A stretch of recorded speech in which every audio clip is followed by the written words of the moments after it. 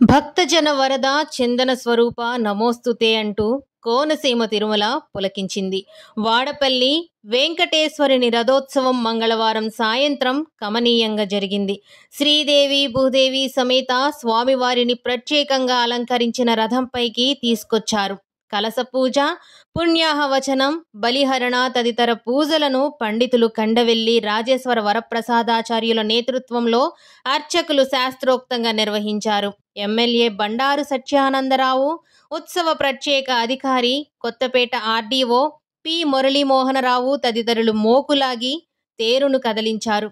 అశేష భక్తజనం వాడపల్లి తరలిరాగా తిరుమాడ వీధుల మీదుగా రథోత్సవం కన్నుల పండువగా సాగింది. పరిసరాలన్నీ గోవిందనామ స్మరణలతో ప్రతిధ్వనించాయి.